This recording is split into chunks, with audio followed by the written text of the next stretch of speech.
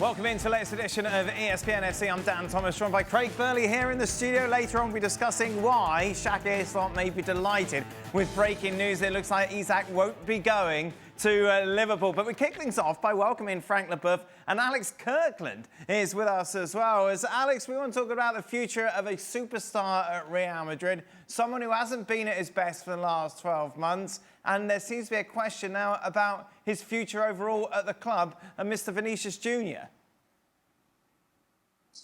Yeah, it's a one to keep an eye on for sure, Dan, because Vinny, we know he's got this contract at the moment until 2027, so 2 years left on his deal. And when you're talking about a superstar player, a club never wants a player to get into the last year of their contract, do this. So, of course, contract talks between Real Madrid and Vinicius Jr. started going into this summer, towards the end of last season, as I say, with 2 years left on his deal.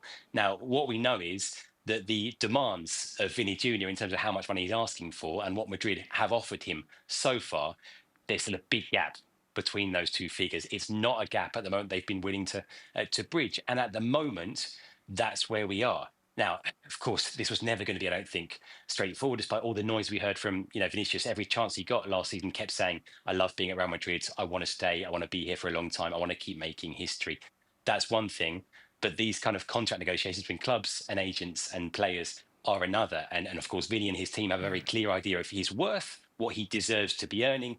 But the club are trying to keep, a pay structure together, and they've got to look at other players, other big earners like Mbappe or Bellingham or whoever else, and make sure that Vini fits into that pay structure. So it's certainly one to watch. It hasn't reached a conclusion yet. We're not at a point, I think, or close to a point where they're, giving up on those talks.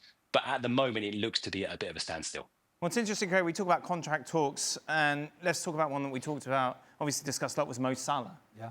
In the end, he stayed at Liverpool, signed a big contract. Slightly different, obviously, because he was in his last year. But what's interesting in that scenario, Salah was holding all the cards, yeah? Given how good he'd been that season, how important he'd been to Liverpool. Well, Vinicius was holding a lot of cards this season before. That's where I'm going. It's not quite the same now, is it, for Vinicius? The season before, when they won the league and they won the Champions League, and he was effectively partnering Rodrigo before Mbappe got to the club, he was outstanding. Last season, and I You came up with these stats, didn't you?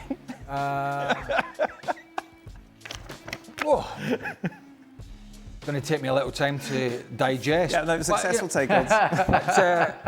I'll let the stats, graphics are there for other people to read. I'll say this. We shouldn't single out Vinicius Jr. for having a bad season last year, because he did, but he was far from the only one, and an unsuccessful season for Real Madrid. But bearing in mind, he probably believes he's the big cheese alongside Kylian Mbappe. He certainly didn't show that last year. His performances were substandard by his standard. Alex mentioned wage structures there. This is the problem, and we talked about it with Mo Salah. Because there's some talk over Luis Diaz at the moment at Liverpool, searching for a new contract. And the trouble is, even when you know you're not on the level of a Virgil van Dijk at Liverpool, who's the captain, or a Mo Salah, your wage demands tend to go up when you know the club have pushed the boat out for other players. And that is the problem when you open that door. When you pay 2 or 3 players extraordinary amounts of money, then it is only natural that the others will go, well, okay, I know I'm not going to get what Kylian Mbappe's getting. I know I'm not going to get that, but we are a long way away here. And by the way, I think I'm as important as him. So it's a very difficult scenario for a club to get into, because you want the superstars, you want to bring them in, you want to keep the ones you've got, a la Liverpool. But as soon as you open the doors to humongous wages, guess what players do in the dressing rooms? They talk. Yeah. They talk, and they don't specifically say, oh, I'm on 500,000, whatever. But they kind of chit-chat amongst themselves, and there is a ballpark they know. And if one player fails, he's getting left behind, and he is a big player in that team, and then there is a big gap. That's a problem for the player, for his agent, but just as much for the club trying to re-sign him. Take us into the dynamic of a dressing room like that, Frank, where obviously you've got someone like Kylian Mbappe who's come in, who hasn't won the Champions League, as of course the rest of the team have, yet getting paid more weekly than any other player. Yeah, that's a concern, but it is what it is. And I remember, signing for Chelsea, and after a while talking to Dennis Wise, for example, Wisey, who have been there for a while. And it's hard for players like that because they've been there to change their contract and to get as high as somebody just coming. And that's what it is. So Vini Jr. has to know that and be aware of that it's quite impossible for a former player, let's say a player who have been there for a long time, to get the same as somebody just coming and who has proven, like Kylian Mbappe, that he deserved that. But that's a concern. But what it is, for me, it's complicated to give today to Vinicius Jr. the same amount of somebody who just came up because of his performances last season. He would have asked that a year before. He should have deservedly get that. But this season, it was all over the place. And to go to the board and say, oh, I deserve the same amount of Mbappe. I say, I'm sorry if Mbappe get that, but that was the demand and the offer. But you've been quite not good last season, so why do you want? And if you give us the same season the next season, well, we're okay for you to leave because you're not the players we were expecting to see. So for him, it's not the right time to ask for anything. But you don't want him you don't want to slam, before we go back to Alex, we don't want to slam the door in his face, which I'm sure they are not. Because what Real Madrid and particularly Xabi Alonso do not need is a very unhappy, sulking Vinicius Jr. this season. That is going to be no good for them on the field. You think about Barcelona, you talk about the front three last year. It was the front three. Yeah, there was times we talked about Lamine Yamal, and other times we talked about Rafinha and Lewandowski scored goals, but it wasn't one of those players on his own. And with Rodrigo sort of on the sidelines or on his way out, Real Madrid need Vinicius Jr. if they're going to be successful to be some sort of foil for Kylian Mbappe. Kylian Mbappe is not going to do it on his own. If Rodrigo's out and Vinicius Jr. has got his head turned because he's not happy, Real Madrid will be unsuccessful. So they need to play a fine line here in terms of, taking the negotiations forward with him, but keeping him happy so that he's playing well on the field, because Xabi Alonso needs a Vinicius Jr. to be helping Kylian Mbappe if they're going to be successful in Spain next year. The news cycle always is continuing in Spain, despite the fact everyone's on holiday at the moment, regarding Real Madrid. Alex, what's filling the papers? Yeah, I mean, it's all sorts. A lot of it is about Rodrigo and his future, which is still uncertain, especially given his limited involvement, his sort of reducing involvement all the time at the Club World Cup under Xabi Alonso, what should have been a fresh start for him. And Bellingham is the other one. Bellingham's been on the front pages after his shoulder surgery this week. It's something that Bellingham kind of signposted during the Club World Cup. He said a couple of days after the tournament finishes, I'm booked in for shoulder surgery. This shoulder issue that's troubled him for sort of 2 years now. We've seen him wearing this kind of strapping during games and him not being comfortable. He talked about how uncomfortable he'd been. So he's had this surgery now. I think one of the headlines on the papers today was sort of learning to live without Bellingham and what they're going to do in terms of being without Bellingham now, we think, for anything up to 3 months, because they waited to have this surgery after the Club World Cup, knowing that he then missed the start of the league season. We've asked you for a starting 11 without him, Alex. How do you think they will set up with the current squad they have?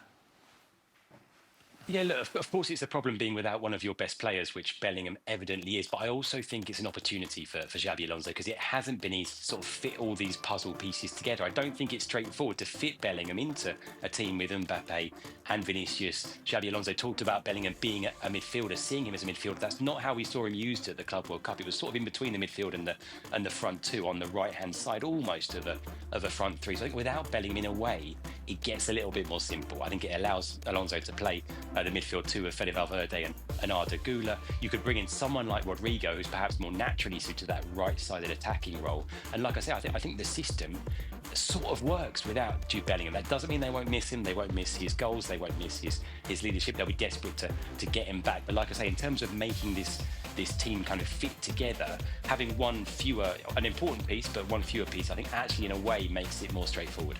Frank, I know you've got, two new pieces there with Alexander Arnold, Huijsen as well. But you just look at that team overall, and it's very easy to think back to last season, where a lot of those players didn't turn up in big matches, didn't perform at the level that you're expecting. And it's a big ask now. It's going to be very interesting, isn't it, for Xabi Alonso to see how he gets those players back to the best, back to the team that won the Champions League just 2 seasons ago? That's going to be tricky because you will need the all involvement of all the team, and we all know that with Mbappe and Vini Jr. it's quite impossible because they don't want to defend. They don't be part of the dark side of the football player and of the game. And on top of it, they have to be stronger in the middle of the park. And I'm sorry, Valverde. Yeah, you have Fran Garcia who can do the job, but I don't see them playing with 3 offensive players at front, and even with Gonzalo Garcia in the middle of the park, it's too much offensive. They have to settle down people.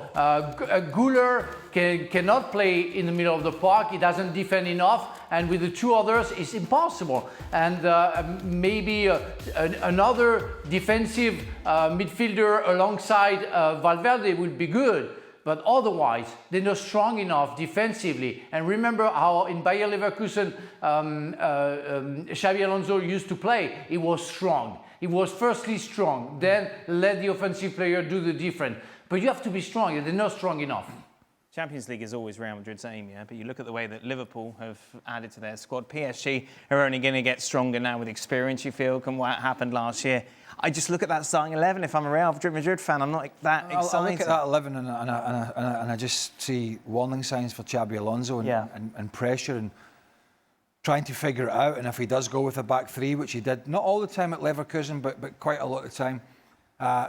Obviously, big signing on the right side with Alexander-Arnold, but Carvajal back fit again if they want to go to a back 4, a more solid full-back. The left side, I mean, Fran Garcia, he actually was one of their better players during the Club World Cup, but I'm not holding that in any high regard. That's a weak point for them. Now, Huijsen, I think at Bournemouth, if memory serves me right, they played a back 4 more often than a back 3. So for Rudiger and Huijsen, that's getting on the outside. You almost find yourself in the full-back positions at times. And sometimes as a centre-half, you get out your comfort zone. So it's going to be new to a lot of these players. And one of the things Ancelotti talked about last year was finding the right balance. Do you remember when he said, I think in the bigger games, I have to take a forward out and put an extra midfielder on.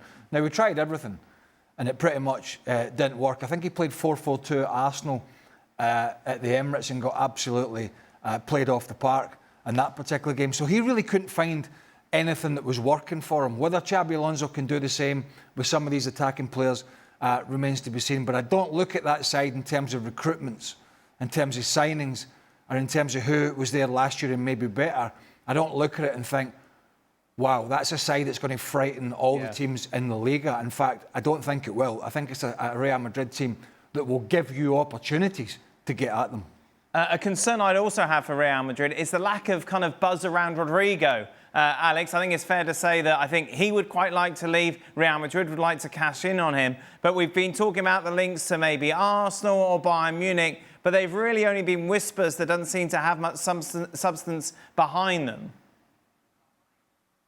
Yeah, I think he was hoping for a fresh start under Xabi Alonso, having disappeared from the team completely under Ancelotti since the Copa del Rey final when he went off at half-time. And at the Club World Cup, as I say, he started off, he sort of played less and less as the competition went on. I think he played, 60-odd minutes in the game against Al Hilal, then he played 20-odd minutes against Salzburg, and then it was only 4 minutes in the knockout stage. In 2 of Madrid's 3 games in the knockout stage, he didn't play at all. That's not a good sign for Rodrigo. I think in an ideal world, he would like to stay at Real Madrid, but he wants to stay at Real Madrid if he's important, if he's playing. He hasn't been happy playing on the right-hand side. Previously under Ancelotti would prefer to play on the left. That's just not going to happen. In terms of potential signings and departures for Madrid for the rest of the summer, the club seem to be saying, for now, players will only come in if players leave. And Rodrigo is one of those players who could leave. As you say, there's a market there in the Premier League. Arsenal may not be that likely given the numbers involved. Liverpool have been linked in the last couple of days. I'm not sure how much truth there is in that. But certainly in terms of possible departures, Rodrigo is one. In terms of that 11 as well, I should say, Dan, one name we haven't mentioned who's due to arrive in August is Mastantuono. Very talented young player. He's going to join when he turns 18 from River Plate. And I haven't done enough of him to know how good he is, but a lot of people who have say that he's ready to come into the first team, and he'd be another option on that right-hand side as well.